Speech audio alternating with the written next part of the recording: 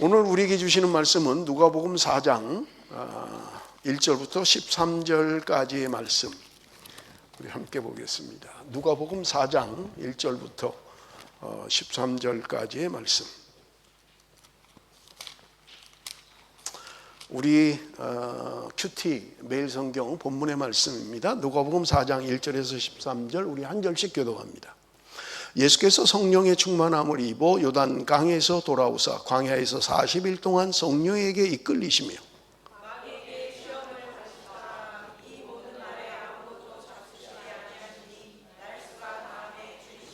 마귀가 이르되 내가 만일 하나님의 아들이거든 이 돌들에게 명하여 떡이 되게 하라.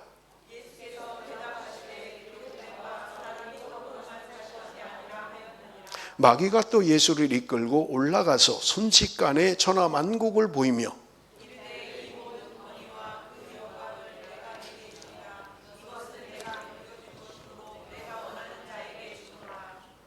그러므로 내가 만일 내게 절하면 다 내 것이 되리라.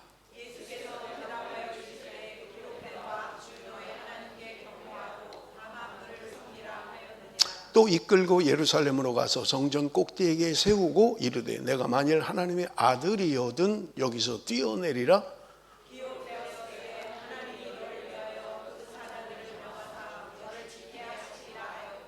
또한 그들이 손으로 너를 받들어 내 발이 돌에 부딪히지 않게 하시리라 하였느니라.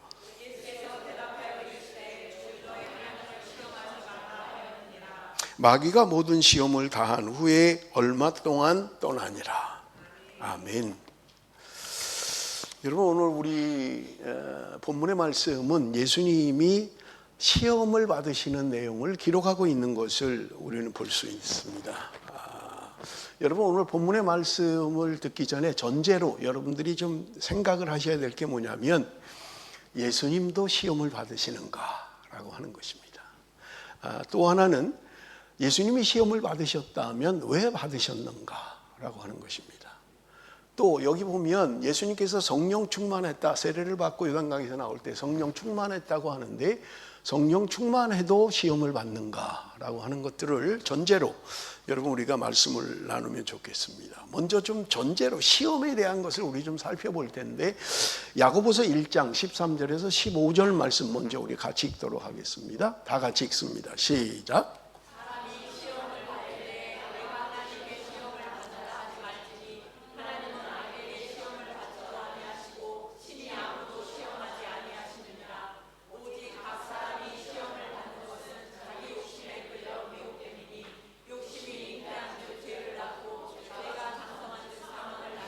자, 야고보서의 말씀은 무엇입니까? 하나님은 악에게 시험을 받지도 않고 아무에게도 시험하지 않으신다는 거예요. 그런데 사람이 시험을 받는 것은 자기 욕심에 끌려서 시험을 받는다. 그 시험을 합격하지 못하면, 감당하지 못하면 자기가 죄를 짓게 되고 그 죄가 장성하면 사망에 이르게 된다고 오늘 본문이 말씀하고 있는 것입니다. 그런데 조금 이상한 게 있죠. 성경을 좀 아시는 분들은 여러분 창세기 22장 1절에 보면 하나님이 아브라함을 시험하셨다, 그렇게 성경에 기록되어 있어요. 그러면 하나님이 시험하지 않는다, 아무도. 그렇게 분명히 야고보서는 얘기하는데 창세기에는 하나님이 아브라함을 시험했다고 성경은 분명하게 이야기하고 있는 것입니다. 그렇다면 뭐가 맞고 뭐가 틀린 거냐 하는 거예요. 그것은요, 여러분들이 영어 성경만 펴면 금방 답을 알 수 있습니다. 여러분, 시험에는 두 종류가 있는 것을 우리가 알 수 있고요. 하나님이 시험을 하셨다, 아브라함을 시험하셨다라고 하는 것은 테스트입니다. 하나님은 믿음의 시험을 하시는 거예요. 그런데 야고보서에 시험하지 않는다라는 문장을 보면 여러분 영어로 보시면 하나님이 유혹하지 않는다는 거예요. 템프트하지 않는다는 거예요. 그러니까 영어 성경만 펴면 헷갈릴 거 없어요. 고민할 것도 없고요. 뭐 하나님이 시험 안 한다 그러는데 또 뭐 시험을 하시고 안 하시나. 하나님이 유혹하지 않는다는 거예요, 우리를. 다만 믿음의 테스트는 하신다는 것을 우리에게 말씀하고 있는 것을 우리는 볼 수 있는 것입니다. 자, 우리 한번 읽었습니다마는 누가복음 4장 1절 2절을 다시 한번 보겠습니다. 4장 1절 2절 다 같이 읽습니다. 시작. 4장 1절 2절 안 되나요? 제가 읽겠습니다. 예수께서 성령의 충만함을 입어 요단강에서 돌아오사 광야에서 40일 동안 성령에게 이끌리시며 마귀에게 시험을 받으시더라. 이 모든 날에 아무것도 잡수시지 아니하시니 날수가 다함에 줄이신지라. 여러분 여기 보면 1절에 예수께서 성령의 충만함을 입어 요단강에서 돌아오셨다. 3장에 보면 예수님이 세례 받으시는 장면이 나와요. 세례 받고 요단강에서 나오실 때 성령이 충만했다 그렇게 이야기하는 거예요. 그런데 그 다음에 뭐라 그러냐면 광야에서 40일 동안 성령에게 이끌리시며 마귀에게 시험을 받으시더라. 자 보세요. 성령에게 이끌렸다는 거예요. 그래서 광야에 나가서 마귀에게 시험을 받았다는 거예요. 그럼 이상하잖아요. 성령이 우리를 시험받게 하시는가라고 하는 거예요. 여기 나오는 시험이라고 하는 것은 전부 다 템프트예요. 유혹이에요. 성령이 우리를 유혹하는 데 이끄시느냐라고 하는 것입니다. 그죠? 그래서 여러분 이 말씀을 정확하게 잘 이해해야만 본문의 말씀을 이해할 수 있는 것을 우리가 볼 수 있어요. 여러분 여기 보면 성령에 이끌렸다라고 하는 게 뭐냐라고 하는 거예요. 여러분 성령의 이끌림을 받아보셨나요? 그래야 알 수가 있잖아요. 성령에 이끌리는 게 뭔데 예수님이 시험 받는 데 가셨느냐 하는 거예요. 여러분 이 본문의 말씀에 성령에 이끌리어라는 영어 성경을 보면 킹 제임스나 NIV 성경이나 동일해요. Lead by the Spirit이라고 이야기해요. 성령에 이끌렸다는 거예요. 성령이 이끌어 가셨다는 거예요. 미리 그냥 전제로 좀 말씀을 드리면 성령에 이끄시면 나는 거절할 수 없나요? 어때요? 성령이 나를 이끌어 가시면 나는 거절할 수 없어요? 아니에요. 못 거절해요. 거절할 수 있어요. 성령이 이끌어도 거절할 수 있어요. 여러분 우리 신앙생활 하시면서 느끼잖아요. 성령께서 이렇게 하라고 하시는 것 같은데 내 의지가 내 생각이 거절하잖아요. 너 지금 기도할 때야. 너 지금 말씀 가운데 순종해야 돼 라고 성령은 말씀하시는데 내가 거절하잖아요. 아니야 지금 나 너무 바빠. 나 지금 조금 있다. 좀 형편이 좋아지면 우리가 얼마든지 거절할 수 있잖아요. 그죠? 성령에 예민한 사람은 거절하지 못해요. 성령의 이끄심을 거절할 수가 없어요. 자, 그러면 여러분 성령에 이끄는 게 뭐냐라고 하는 것을 정확하게 이해를 하셔야 여러분 예수님의 상태를 이해할 수 있는 거예요. 여러분 갈라디아서 5장에 보면 제가 전에도 한번 설교를 했습니다만 갈라디아서 5장 16절과 18절에 두 종류의 이야기를 하고 있어요. 그건 뭐냐면 16절에는 성령을 따라 행하라 라고 되어 있어요. 그리고 18절에는 성령의 인도하시는 바가 되면 이라고 되어 있어요. 그래서 제가 설명을 했죠. 성령을 따라 행하라는 것은 뭐라 그랬어요? 생각이 안 나시죠? 그래서 똑같은 설교를 해도 괜찮아요. 여러분들이 잊어버리니까. 이거 제가 수없이 했거든요. 성령을 따라 행하라는 것은 무슨 태라 그랬어요? 그렇죠. 우리 전도사님. 전도사님 좀 가만히 계세요. 성령을 따라 행하라는 것은 능동태라 그랬어요. 능동태라는 말은 내가 주관하는 거예요. 내가 의지를 가지고 이거 할 거야 안 할 거야, 내가 성령을 따라 살 거야를 결정하는 거예요. 주체가 나예요. 그런데 18절에 성령의 인도하시는 바가 되면 이라는 말은 수동태로 되어 있습니다. 수동태는 여러분 어떤 힘이, 어떤 능력이, 어떤 것이 나를 이끌어가는 거예요. 나는 그러고 싶지 않았는데 아버지가 강요해서 나는 그렇게 할 수밖에 없었어. 내 의지가 아니에요. 내가 하는 게 아니에요. 아버지의 의지가 하는 거예요. 나는 그러고 싶지 않았는데 저 여자가 나를 꼬신 거야. 그렇지 않아요. 이게 수동태예요. 나는 전혀 관계가 없는데 누군가의 힘에 의해서 내가 이끌렸다는, 그게 수동태잖아요. 자, 그러면 여러분 명확해지잖아요. 성령을 따라 살라는 말은 내가 의지를 가지고 성령을 따라가는 거예요. 기도해야지, 말씀 읽어야지, 내가 의지를 가지고 내가 하는 거예요. 그런데 성령의 인도하시는 바가 되면이라는 것이 영어로 똑같아요. Lead of the Spirit. 성령이 나를 인도하신다는 거예요. 자, 그 비근한 예가 사도행전에 바울에게서 볼 수 있어요. 바울이 2차 전도 여행을 계획했을 때 그는 아시아 1차 전도 여행 때 세워진 아시아 교회를 돌아보는 게 2차 선교의 목적이었어요. 그래서 기도했고 그렇게 준비했고 이제 2차 선교 여행을 아시아 쪽으로 가려고 했는데 그는 그만 드로아에 도착했을 때 환상을 보게 됩니다. 건너편 바다 건너에 마게도냐에서 건너와서 우리를 좀 도와달라라고 하는 환상을 보게 됩니다. 그래서 바울은 자기가 원래 가지고 있는 계획은 아시아 쪽으로 가는 것이 자기의 계획이었지만 계획을 수정해서 하나님이 지금 나를 마게도냐 쪽으로 복음을 전하게 하시는구나 라고 해서 여러분 마게도냐 행으로 발걸음을 옮기는 것을 볼 수 있습니다. 여러분 이게 성령의 인도하심이에요. 물론 말씀드린 것처럼 여기서도 본인이 거절할 수 있어요. 아니야, 무슨 소리야, 환상이고 꿈이고 간에 나는 원래대로 갈 거야 할 수 있어요. 그럼 하나님의 뜻은 이루어지지 않는 거예요. 바울이 드로아에서 본 환상을 통해서 내가 가지고 있는 계획과 뜻을 변경해서 마게도냐 쪽으로 복음을 전할 때 여러분 유럽은 복음화가 되는 것을 여러분은 기억하셔야만 합니다.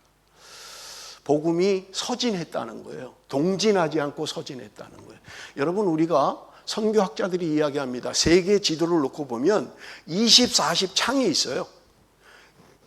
여러분 지도에 20, 40 그 창 안에 아시아 나라들이 거의 다 들어있어요.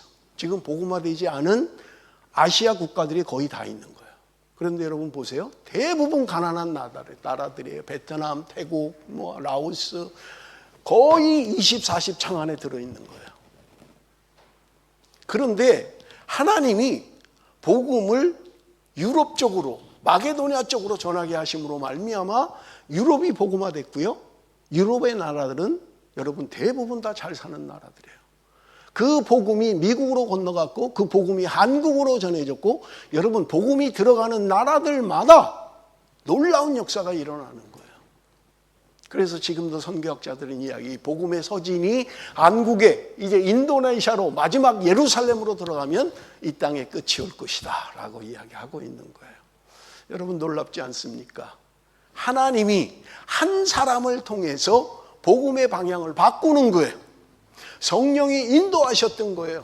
성령이 그를 이끄셨다는 말입니다. 그것이 오늘 본문의 말씀인 거예요. 성령이 나를 이끄셨다는 거예요. 성령이 예수 그리스도를 성령으로 충만한 예수 그리스도를 이끄셨다는 거예요. 어디로요? 시험 받는 장소로 인도하셨다는 말입니다. 시험 받는 장소로 인도하신 거예요. 그러면 여러분 왜 성령이 예수님을 시험 받는 장소로 인도를 하셨을까라고 하는 것입니다.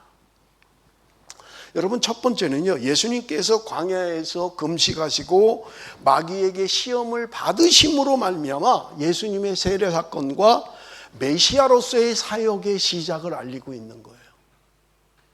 그래서 예수님이 성령에 이끌려 시험을 받으셨다는 말입니다. 예수님의 사역의 시작이 여러분 그 시험으로 말미암아 시작되는 것을 우리가 볼 수 있습니다. 두 번째는요. 예수님은 신성과 인성을 같이 갖고 계신 거예요. 그렇기 때문에 여러분 2절 하반절에 기록된 게 뭐였어요? 이 모든 날에 아무것도 잡수시지 아니하시니 날수가 다음에 줄이신지라. 예수님이 배가 고프셨다는 거예요. 40일 동안 금식을 하고 나니까 배가 고프셨다는 거예요. 여러분 하나님이 배가 고프실까요? 그래서 천상에서 아침, 점심, 저녁을 받아 잡수실까요? 그렇지 않아요. 왜 그러면 예수님은 금식을 하시고 나서 줄이셨다라고 성경은 이야기하고 있느냐? 예수님은 우리와 같은 인성을 가지고 있기 때문에 그렇다는 거예요. 오늘 본문이 우리에게 그것을 말씀해 주고 있는 것을 우리가 볼 수 있습니다. 그래서 예수님은 시험을 받으셨던 거예요. 자, 오늘 본문은 세 가지 시험을 받고 있는 것을 우리가 볼 수 있습니다. 첫 번째 시험 3절 우리 한번 같이 읽어봅니다. 3절 다 같이 읽습니다. 시작.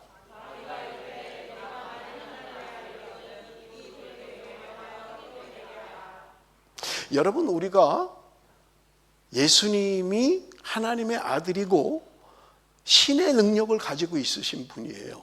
왜냐하면 신성과 인성을 다 갖고 계시기 때문에요. 얼마든지 거절하실 수 있고 얼마든지 능력을 행하실 수 있어요. 여러분, 우리가 성경에 예수님 살아계시는 동안 수많은 능력이 나타났잖아요. 그런데 예수님이 지금 마귀에게 시험을 받는데 돌을 가지고 떡을 만들라는 거예요. 지금 나는 배고파요. 예수님은 40일 금식을 하고 배고픈데 돌 가지고 떡을 만들라고 하는 거예요. 예수님이 하실 수 있을까요? 못 하실까요? 불가능해요? 예수님이 어린애 하나 점심 가지고 5,000명을 먹이셨잖아요. 얼마든지 예수님 하실 수 있어요. 그런데 왜 예수님은 그걸 행하지 않으실까요? 여러분, 다른 것이 아니라 요한복음 5장 19절 30절에 보면 예수님은 아버지의 뜻이 아니면 자기가 아무것도 할 수 없다고 이야기를 하신 거예요. 나는 얼마든지 신적인 능력이 있고 얼마든지 돌 가지고 떡을 만들 수 있는 능력이 있지만 아버지의 뜻이 아니면 나는 아무것도 할 수 없다라고 말씀하셨다는 거예요. 나 능력이 있어요. 나 할 수 있어요. 그런데 아버지의 뜻이 무엇이냐는 거예요. 그것 때문에 행하지 않으셨다고 말씀하고 있는 것을 우리는 볼 수 있는 것입니다. 예수님께서 요단강에서 세례를 받으셨을 때 성령이 임재했고요. 성령의 인도하심을 따라서 광야에서 마귀에게 시험을 받으셨던 것입니다. 여러분, 우리는 어떻게 성령의 인도하심을 받는데 마귀의 시험을 받을 수 있는가? 어떻게 성령 충만한데 어떻게 시험을 받을 수 있는가? 모순같이 느낄 수 있어요. 여러분, 그런데 보세요. 우리의 삶을 보면 금방 알 수 있어요. 그리스도인의 삶 속에서 우리도 만나는 상황들이에요. 여러분, 성령의 인도하심을 받으면 마귀의 시험이 없나요? 그래요? 안 해봐서 모르시나요? 안 당해봐서 모르세요? 성령의 인도함을 받으면 마귀의 시험이 없어요? 아니에요. 순간순간 마귀의 시험이 있습니다. 순간순간 마귀의 시험이 있어요. 내가 성령의 인도함을 받아도 마귀는 우리를 계속적으로 유혹하는 거예요. 계속 시험하는 거예요. 그렇기 때문에 여러분, 내가 성령의 인도함을 받으면 시험이 없는가? 아니에요. 내가 성령 충만하면 시험이 없는가? 아니에요. 성령 충만해도 시험이 있어요. 왜 신앙의 선배들이 그렇게 성령 충만한 사람이 넘어집니까? 왜 시험에 들어요? 우리가 사회적으로도 문제가 되고 하잖아요. 그렇게 성령 충만한 사람이 시험이 있어요. 없는 거 아니에요. 그 유혹에 넘어지면 누구라도 시험에 들 수밖에 없는 것입니다. 여러분, 그냥 좀 한 가지를 그냥 좀 말씀을 드리면, 첫째 아담과 둘째 아담, 예수 그리스도를 둘째 아담이라 그러잖아요. 첫째 아담과 둘째 아담, 예수 그리스도, 누가 시험을 이기기에 좋은 조건이었어요? 무슨 소리지? 첫째 아담 그리고 둘째 아담인 예수 그리스도, 누가 시험을 이길 수 있는 조건을 가지고 있냐고요? 첫째 아담이 쉬웠어요. 왜냐하면 첫째 아담이 죄짓기 전에 최적의 조건으로 하나님이 그를 창조하신 거예요. 맞잖아요. 아무 유혹이 없었잖아요. 다만 선악과를 먹으면 이라는 유혹이 왔을 때 넘어진 거예요. 그 전에는요, 아무런 죄성을 가지고 있지 않았어요. 하나님이 최적의 조건으로 사람을 만들었다고요. 그런데 예수님은요, 예수님이 이 땅에 오셨을 때 정말 험악한, 여러분 우리가 영적으로 봐도 사단이 하늘의 전쟁에 지고 땅에 내려와서 땅을 지배하고 있는 때예요. 그러니 예수님이 훨씬 시험을 이기기 어려운 상황에서 예수님은 시험을 받으셨다는 거예요. 그냥 지나가는 말입니다. 왜냐하면 이 말씀을 왜 드리냐면, 여러분, 우리가 시험에 이기는 것은 환경의 문제가 아니라는 말이에요. 그렇다면 여러분, 예수님은 이 어려운 상황 가운데서 어떻게 승리하셨느냐라고 하는 것입니다. 사단이 예수 그리스도가 하나님의 아들이라는 것을 모를 리가 없어요. 그래서 너가 능력을 보여봐라, 돌 가지고 떡을 한번 만들어봐라, 그럼 우리가 믿을게 라고 하는 게 아니라는 말입니다. 그러면 사단은 어떤 목적을 가지고 예수님을 유혹했을까라고 하는 것입니다. 그런데 답은 4절에 있습니다. 4절 우리 한번 같이 봅니다. 4절 다 같이 읽습니다. 시작.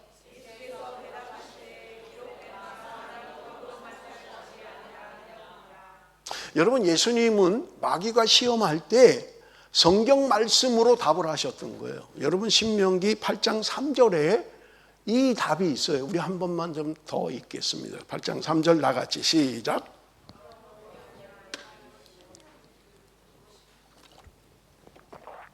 팔장 3절이요.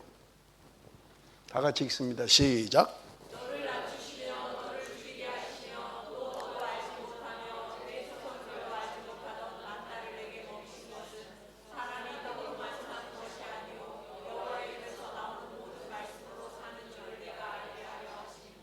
여러분, 이것은 신명기 8장 3절의 말씀이에요. 여러분, 제가 여러분들에게 부탁을 드리면 신명기 8장을 반드시 정독하십시오.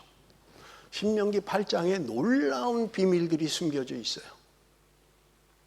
여러분, 신명기 8장은 우리가 아는 것처럼 모세가 지금 40년 광야 생활을 끝내고 이제 요단강만 건너면 약속의 땅이에요. 가나안에 들어가는 거예요. 그 직전에 모압 평지에서 마지막으로 모세가 너희들이 가나안 땅에 들어가면 이렇게 살아야 된다는 것을 설교하는 내용이에요. 신명기가. 그런데 모세가 지금 이야기하는 게 뭐냐면, 너희가 광야 생활하는 동안 발이 부르터 본 적이 있니? 너희가 굶어 본 적이 있니? 내가 너희들을 먹이고 입히고 이제까지 왔지 않니? 라고 이야기하고 있는 거예요. 그런데 중요한 단서가 있어요. 내가 너희들을 낮추기 위해서 그랬다는 거예요. 목이 곧은 너희들을, 교만한 너희들을 낮추기 위해서 광야 40년을 허락하셨다는 거예요. 그런데 40년 그 광야 생활 가운데도 너희들이 배를 굶어본 적이 있니? 너희들이 발이 부르터본 적이 있니? 너희들이 옷이 헤어져 본 적이 있니? 내가 너희들을 먹이시고 입혔다고 하나님은 말씀하고 있는 거예요. 여러분, 기억하십시오. 하나님의 인도의 방법. 여러분, 광야 40년 동안 하나님은 만나로 그들을 먹이셨어요. 그들이 수고한 거 아무것도 없어요. 새벽에 나가서 거두면 돼요. 가족대로 거두면 되는 거예요. 그럼 먹고 사는 거예요. 하나님이 그렇게 그들을 인도하셨어요. 물이 먹고 싶다, 물이 없다라고 하면 바위를 쳐서 물을 먹이셨고요. 고기를 먹고 싶다라고 하면 지겨울 정도로 한 달 동안 메추라기를 통해서 먹이셨던 것입니다. 여러분, 고기를 매일 먹으면 좋을 것 같죠? 아니에요. 저도요, 국을 한 3번 먹으면 먹기가 싫어요. 딴 거 먹고 싶어. 제가 그래서 우리 집사람한테 3끼 중에 한 끼는 좀 면을 먹자, 면을. 밥만 먹. 제가 미역국 엄청 좋아하거든요. 우리 집사람이 임신했을 때 집사람보다 제가 미역국을 더 많이 먹었어요. 저는요, 하루 3끼 미역국을 줘도 거절하지 않아요. 그런데 요새는요, 3번만 먹으면 질려요. 아휴, 딴 것 좀 먹었으면 좋겠다. 이놈은 미역국 아주 질리네, 질려. 한 달 동안 메추라기 고기를 실컷 아무리 구워 먹고 쪄 먹고 뭐 아무리 맛있게 해서 먹어도 한 달 동안 계속 먹으면 물리네. 아휴, 이제 좀 딴 거 좀 먹어봤으면 좋겠다. 하나님이 그들을 그렇게 먹이시고 입히셨던 거예요. 그런데 여러분, 기억하십시오. 가나안 땅에 들어갔을 때는요, 그 만나가 그쳐버렸어요. 그리고 그 땅을 농사 지어야만 소출이 생기고 먹고 살게 하셨던 거예요. 물론 그들의 능력이나 그들의 힘으로 한 게 아니에요. 하나님이 늦은 비를 주시고 이른 비를 주시고 적당한 때를 주시고 소출하게 하시고 메추라기를 막아주시고 메뚜기를 막아주시고, 그래서 그들은 먹고 살 수 있었던 거예요. 가나안 땅에 들어가서 내 힘과 내 능력으로, 내 기술로 그들이 먹고 살았던 것이 아니라 하나님이 그들을 먹이시고 입히셨다는 말입니다. 먹고 사는 방법은 달랐어요. 환경에 따라서 달랐어요. 그렇다면 사랑하는 성도 여러분, 하나님이 오늘 저와 여러분을 먹이시고 입히시겠다고 약속하고 있는 거예요. 물론 지금 가난에 있는 분도 있을 거예요. 내 힘이 아니라 누군가의 도움으로 먹고 살아야 하는 사람도 있을 거예요. 그러나 지금 나는 가난에 있고 나는 내 힘으로 먹고 살아야 할 때도 있어요. 그러나 분명히 기억하십시오. 하나님의 은혜인 것을 기억하시라는 말입니다. 내 기술이, 내 능력이, 내가 탁월한 남들보다 뭔가를 가지고 있기 때문에 내가 그 힘으로 먹고 산다라고 생각하면 잘못된 것이라는 말입니다. 하나님이 일할 수 있는 환경을 주셨고, 일할 수 있는 손을 주셨고, 일할 수 있는 기술을 주셨기에 내가 오늘 나로 존재한다는 말입니다. 그렇다면 우리는 어떤 환경에 있든지 하나님의 은혜를 기억해야 된다는 거예요. 하나님의 은혜로 내가 살고 있다는 것을 여러분 명심하십시오. 내가 가난에 있든 내가 광야 생활을 하든 환경에 관계없이 하나님 오늘도 저와 여러분을 먹이시고 입히시고 인도하시는 하나님이시라는 말입니다. 우리는 그런데 자꾸 떡으로 살려고 하는 거예요. 떡이 나를 살게 한다고 자꾸 생각하는 거예요. 이스라엘 백성들이 광야 생활을 하면서 여러분, 그들에게 부족했던 것은 먹을 것이 아니었던 것입니다. 하나님에 대한 믿음과 순종이 부족했던 거예요. 왜 출애굽했던 그 세대가 다 멸망했습니까? 그들은 먹을 것이 없어서 죽었던 게 아닌 것을 우리는 너무나 잘 알고 있잖아요. 하나님의 말씀에 대한 순종을 하지 않을 때 그들은 약속의 땅에 들어가지 못했다는 것을 여러분 기억하십시오. 여러분, 오늘 내가 먹고 사는 것까지도 하나님이 주관하시고 인도하시는 것을 여러분 우리는 분명히 믿어야 돼요. 내 능력이 아니라는 것이에요. 먼저 하나님의 말씀에 순종하는 것 우리에게 필요하다는 말입니다. 우리 성경을 한번 읽어봅니다. 마태복음 6장 31절에서 33절 우리 다 같이 읽습니다. 시작.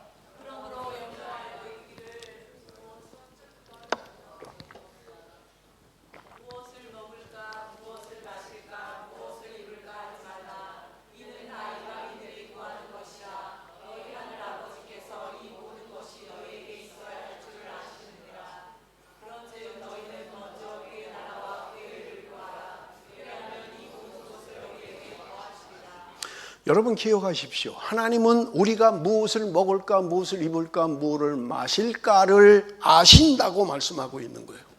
너희에게 있어야 할 줄을 아신다는 거예요. 그런즉 너희는 먼저 그의 나라와 그의 의를 구하라. 그리하면 이 모든 것을 너희에게 더하시리라. 하나님의 약속의 말씀이에요. 그런데 여러분, 우리의 삶은 어떻습니까? 하나님 먼저 주십시오.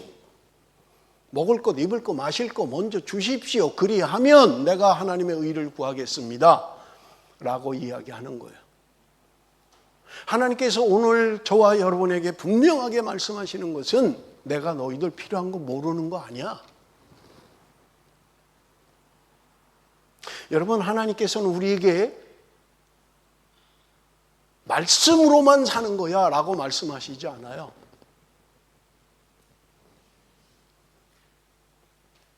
너희들이 먹을 것, 필요한 것 내가 안다. 너희들이 필요한 걸 아신다는 거예요.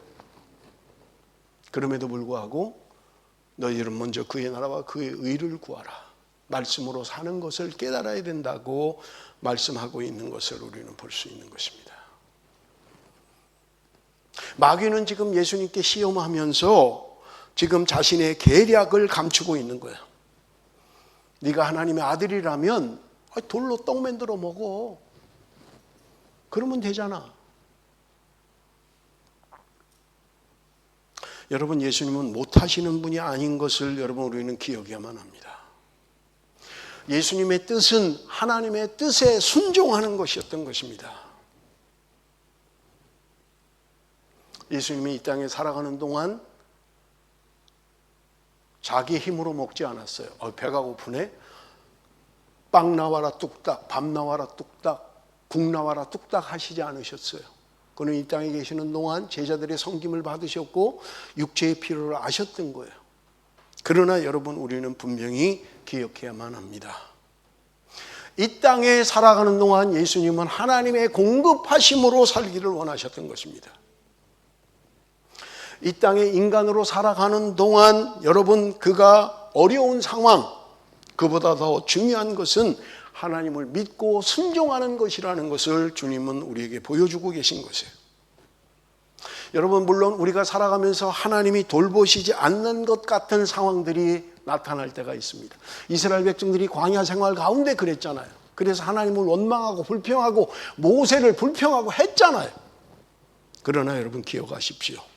그럼에도 불구하고 예수님은 하나님의 공급하심과 신실하심을 믿고 순종하기를 원하셨던 것입니다. 사랑하는 성도 여러분, 오늘 우리가 살아가면서 그럼에도 불구하고, 말씀을 수없이 들음에도 불구하고 나는 떡이 중요해, 이것이 우리의 문제예요. 주님은 우리에게 오늘도 말씀하시는 떡으로만 사는 게 아니라고 말씀하시는 거예요. 예수님이 떡이 필요 없어 라고 말씀하시는 게 아니잖아요. 떡으로만 사는 게 아니라는 거예요. 그런데 우리는 어떻습니까? 떡으로만 산다고 자꾸 생각하는 거예요. 떡으로만.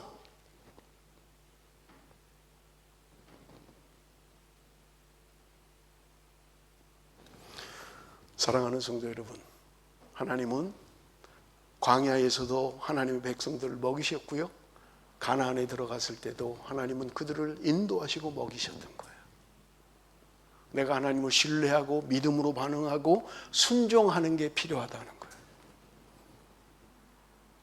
신앙은 무엇입니까? 결단이에요. 결단.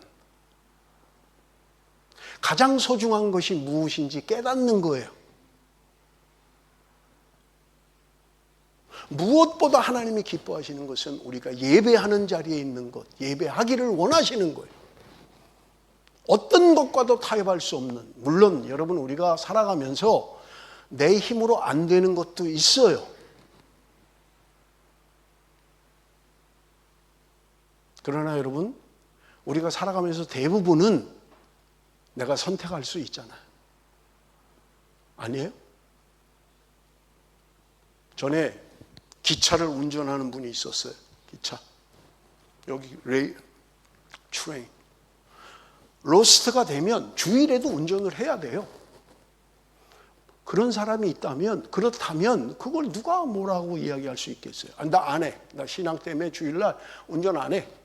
기차가 멈추는데요. 근데 그분이요, 뭐라 그러는지 아세요? 얼마든지 바꿀 수 있다는 거예요.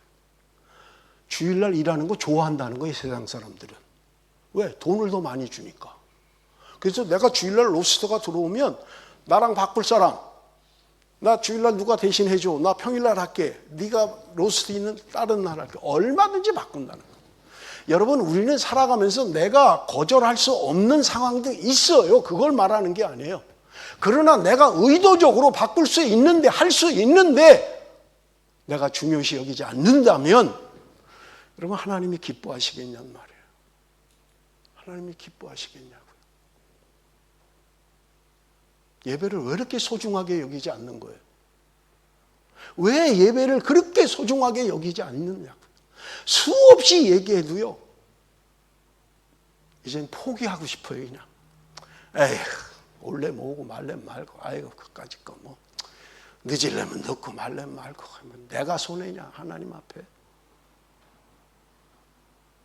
아이들도요, 한두 번 얘기해서 안 하면요, 저는 포기해요. 그냥 그래, 너도 네 인생 살아봐라, 어떤 건지. 쓸 거 없어요. 한두 번 말하면, 좋은 일이면, 바른 거면 들어야 될 거 아니에요. 왜 말씀을 안 듣냐고요? 왜 말씀대로 안 사냐고요? 왜 말씀에 순종하는 것이 사는 길인데 왜 그렇게 안 하느냐고요? 예수님은 두 번째 시험을 받습니다. 5절에서 7절, 여러분 우리 한번 같이 읽어봅니다. 5절에서 7절 다 같이 시작.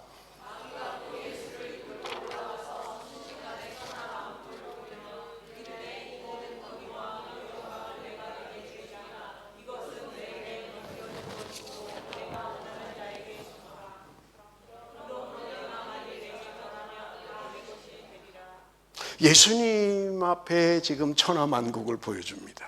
그리고 마귀는 이야기합니다. 이 모든 권위와 그 영광을 내가 내게 줄 것이다.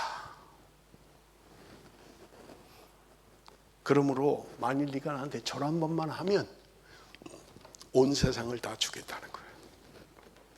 주님이 오신 것은 세상을 구원하기 위하여 오셨던 거예요. 그런데 그 세상을 다 주겠다는 거예요.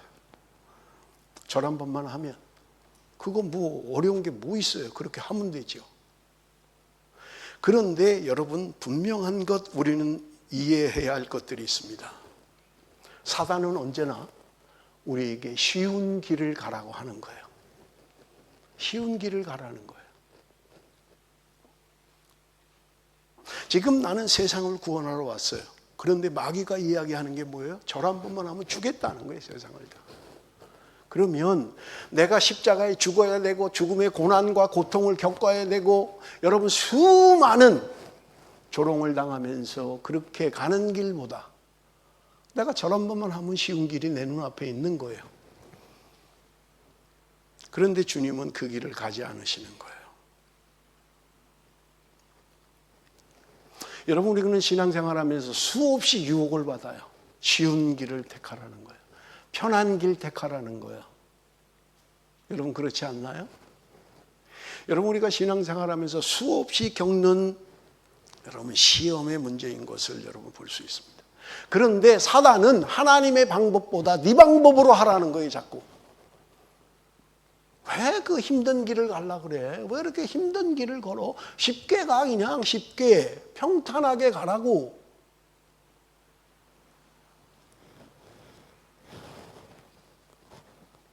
네가 원하는 게 이 세상 아니야? 그게 너의 목적이라면 쉬운 길을 가. 그냥 절 한 번만 하면 돼. 다른 거 없어. 라고 이야기하는 것입니다. 예수님은 8절에 대답하십니다. 예수께서 대답하여 이르시되 기록된 바 주 너의 하나님께 경배하고 다만 그를 섬기라 하였느니라. 신명기 6장 13절의 말씀입니다. 오직 하나님만 경배하고 그를 섬기라는 거예요. 여러분, 오늘날도 우리에게 똑같은 시험들이 있는 거예요. 괜찮아, 편한 길 가, 쉬운 길 가. 뭐 하려고 그렇게 예수 믿는 거 힘들게 믿으려고 그래. 그냥 편하게 가면 돼. 세 번째 시험입니다. 9절에서 11절 우리 한번 같이 읽어봅니다. 다 같이 읽습니다. 시작.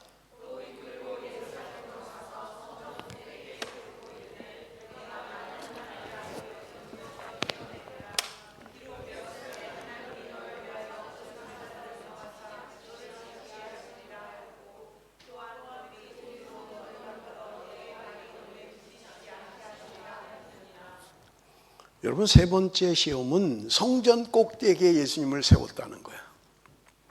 그리고 네가 정말 하나님의 아들이면 여기서 뛰어내려 라고 하는 거예요. 그런데 마지막 시험에 함정이 있습니다. 마귀가 성경 말씀을 가지고 시험하는 거예요. 여러분, 거기 10절 기록되었을 때 하나님이 너를 위하여 그 사자들을 명하사 너를 지키게 하시리라 하였고, 11절 또한 그들이 손으로 너를 받들어 내 발이 돌에 부딪히지 않게 하시리라 하였느니라. 여러분, 성경 말씀이에요. 시편 91편에 나오는 말씀이에요. 사단이 지금 예수님을 시험하면서 말씀으로 시험하고 있는 거예요. 여러분, 우리가 당하는 시험 가운데 정말 어려운 시험이 말씀으로 시험하는 거예요. 누군가 이단이 그럴듯하게 말씀을 가지고 유혹하면 넘어가는 거예요. 여호와의 증인들이 늘 이 수법이잖아요. 와서 묻는 거예요. 하나님의 이름이 뭡니까? 라고 묻는 거예요. 그럼 우리 하나님도 이름이 있나? 하나님이 하나님 아니야? 라고 생각하는 거예요. 하나님의 이름 하나님이죠. 그럼 아니에요. 하나님 이름이 있어요. 성경을 펴세요. 내 이름은 여호와니 나오는 거예요. 그래서 자기 여호와의 증인이라는 거예요. 그럼 그때부터 이제 코가 죽는 거예요. 야, 이게 내가 진짜 있네. 하나님의 이름이 있네. 그러면서부터 질문하면 대답을 못하는 거예요. 몇 장 몇 절 펴보세요. 여기 있잖아요.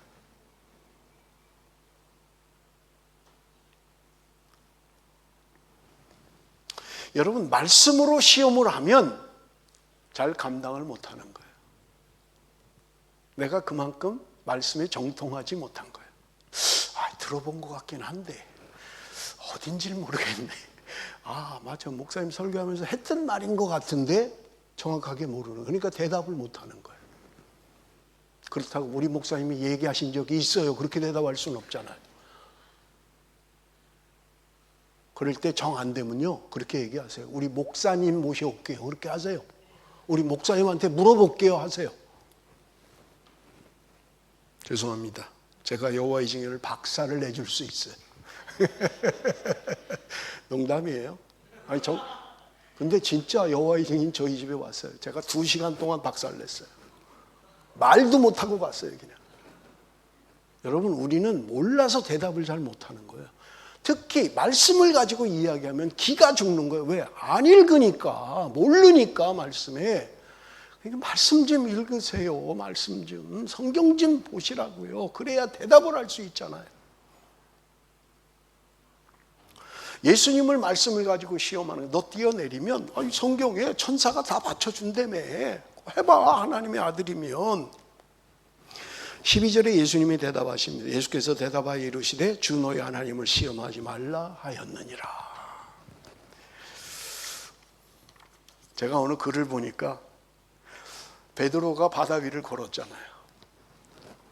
그러니까 이분이 베드로도 걷었는데 나는 왜 못 걸어?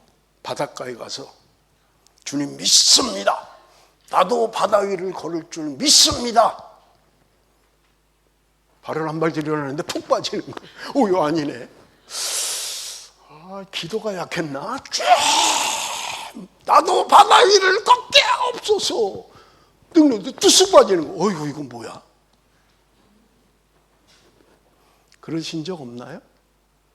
왜 하나님이 하셨는데 나는 못하지? 나도 할 수 있어? 여러분, 그럴 때 반드시 질문을 하십시오. 왜 내가 해야 됩니까? 왜 내가 바다 위를 걸어야 돼요? 이게 관건인 거예요. 제가 지난주에 하정주 성도 3번 병원을 방문했어요. 한 번 가면 3시간에서 4시간 동안 있었어요. 너무 아파하는 거예요. 제가 그때 돌아오면서 하나님, 나 신의의 은사를 좀 주십시오. 내가 자랑하려고 하는 게 아니라 저렇게 성도가 아파하는데 내가 손을 얹어 기도하면 그 고통이 좀 낫게 좀 해주십시오. 그 병이 좀 낫게 해주십시오. 그럼 우리 권사님들 손 얹고 기도하면 눈도 떠지고 무릎도 낫고 우리 집사님이랑 어지럼증도 다 낫고 성도들이 아프다 그러면 손만 얹으면 남은 그냥 이 멜번에 대박이 날 것 같은데 안 오겠어요? 아픈 사람들 여기 뭐 다 휠체어 끌고 다 오겠죠? 제가 그래서 2가지를 생각했어요. 하나는 뭐냐? 진짜예요. 거짓말 아니에요. 하나님, 나 이거 내가 이제 목회 끝나가는데 내가 무슨 자랑으로 하려는 게 아니라 성도들이 너무 아파해요. 그러니 좀 하나님, 나 신유의 은사 좀. 진지하게 기도했다니까요. 또 하나는 뭐냐? 예배 때마다 선포해야 되겠다. 내가 하나님 믿고 말씀 믿고 내가 선포해야 되겠다. 오늘 못했어요. 기도할 때 해야 되는데 중보 기도할 때 했어야 되는데 해야 되겠다. 다음 주부터 할 거예요. 그래서 정말 우리가 믿음으로 선포하고 믿고 하나님이 하셨으니까 내 개인의 유익을 위해서 아니면 하나님이 응답하시고 들어주신다 그랬으니까 하나님, 우리 교회가 치유의 은사가 나타나게 해 주옵소서. 우리가 선포합니다. 믿습니다. 하나님 역사해 주옵소서. 여러분, 우리가 해야죠. 믿음대로. 물론 그렇다고 병원 가지 말라는 거 아니에요. 의사 믿지 말라는 거 아니에요. 하셔야 돼요. 병행하세요. 병원도 가시고 약도 드세요. 그러나 하나님이 하실 것이다. 하나님이 치유하실 것이다. 하나님이 고쳐주실 것이다. 믿음으로 해야 된다는 말입니다. 하나님의 약속은 우리의 권리가 아니라 하나님의 은혜인 것입니다. 하나님이 우리에게 복을 주시겠다고 했지만 우리는 권리가 아니에요. 하나님의 은혜일 뿐입니다. 하나님이 이렇게 해주시면 내가 믿겠습니다 라고 하는 것은 믿음이 아니라 불신이에요. 하나님께서는 오늘 우리가 어려움을 피하게 하시는 것이 아니라 하나님의 길을 갈 수 있게 하시는 것이 하나님의 뜻인 것을 기억하십시오.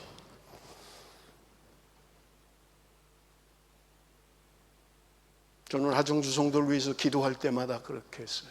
하나님, 감당하게 해주십시오. 이 아픔, 이 고통을 감당하게 해주십시오. 너무 아프니까 잠도 못 자는 거예요. 막 그래요. 잠도 못 자. 이렇게도 안 되고 저렇게도 안 되고 일어나도 안 되고 누워도 안 되고 너무 고통스러워.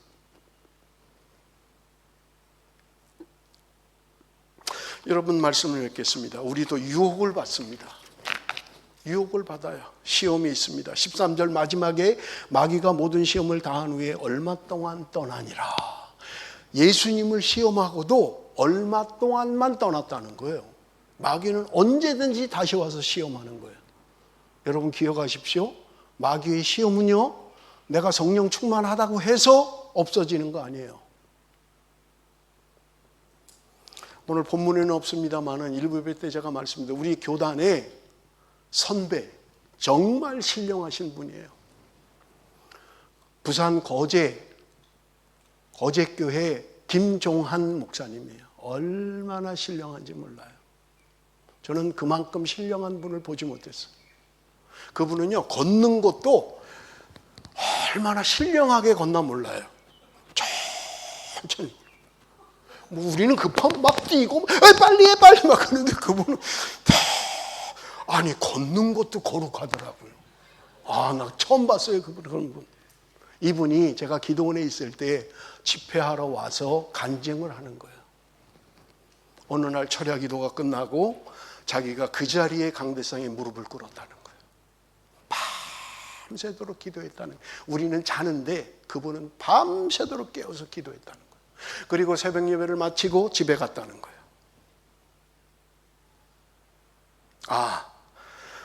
이제 좀 쉬자. 이불을 딱 드는데 마귀가 싹 들어가더라는 거예요. 이불 속으로. 아니 밤새도록 기도하고 왔는데 지금 이제 좀 쉬자 하는데 마귀가 싹 들어가더라는 거예요. 뭐 믿거나 말거나 뭐 저는 그런 경험을 해보지 못해서 모르겠습니다만은 기억하셔야 될 게 하나 있다는 거예요. 그건 뭐냐? 내가 성령 충만해도 기도의 용서가 되어도 반드시 마귀는 시험한다는 거예요. 한순간에 내가 이제 좀 쉬자라고 하는 그 순간에 역사한다는 것을 여러분 기억하실 만합니다. 무슨 말입니까? 우리는 영적 전쟁 가운데 살아가는 거예요. 영적 전투 가운데 살아가는 거예요. 깨어있지 못하면 여러분 영적 전투에 승리할 수 없습니다. 그런데 성경은 우리에게 분명하게 말씀하는 것이 있어요.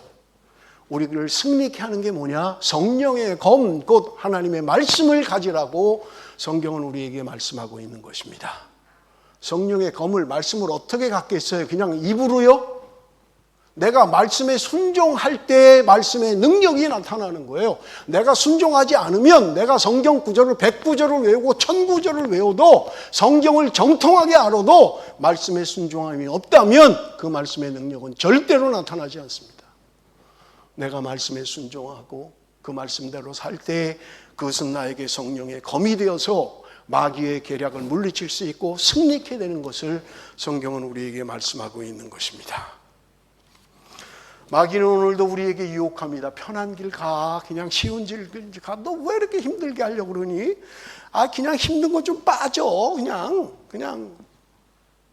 여러분, 사단은 우리에게 계속적으로 유혹하고 있는 것입니다. 뭘 하나님의 길을 가려고 그래. 그냥 사람의 길, 세상의 길로 가. 평탄한 길로, 넓은 길로 그냥 터덜 가면 되는 거야. 뭘 그거 이렇게 좁은 길로만 가려고 그래. 여러분 이야기합니다. 기억하십시오. 사단은요, 우는 사자와 같이 삼킬 자를 찾는다고 성경은 이야기합니다. 우는 사자처럼, 지금 굶주린 사자가 먹이를 찾는 것처럼 찾고 있다는 거예요. 여러분, 우리가 마귀의 밥이 되어서 되겠습니까? 우는 사자처럼 우리를 삼키려고 달려들고 있다는 거예요. 내가 깨어있지 못하면 마귀의 밥이 될 수밖에 없고요. 사단의 밥이 될 수밖에 없는 거예요. 순간순간 도전하는 영적인 도전 앞에 우리가 깨어있지 못하면 여러분 우리는 승리할 수가 없는 것입니다. 승리의 방법은 무엇이냐? 말씀에 순종하는 거예요. 여러분 제가 교인 카톡방에 올렸어요. 여러분 교인 카톡방에 존 파이퍼 목사님이 사단의 전략 10가지, 오늘 우리에게 엄수받는 사단의 전략이 무엇인가를 여러분 카톡방에 올렸습니다. 제가 설교하려니까 너무 길어가지고요, 이거 그냥 올려버렸어요. 그러니까 여러분 꼭 읽어보십시오. 사단이 어떻게 우리에게 엄습하는지 여러분 꼭 읽어보시길 바랍니다. 말씀만이 승리케 합니다. 말씀의 순종만이 우리를 승리케 하는 것입니다. 한 주간을 살면서 말씀에 순종하고 말씀대로 살아서 악한 영의 괴계를 물리치고 승리하는 저와 여러분이 되시기를 바랍니다.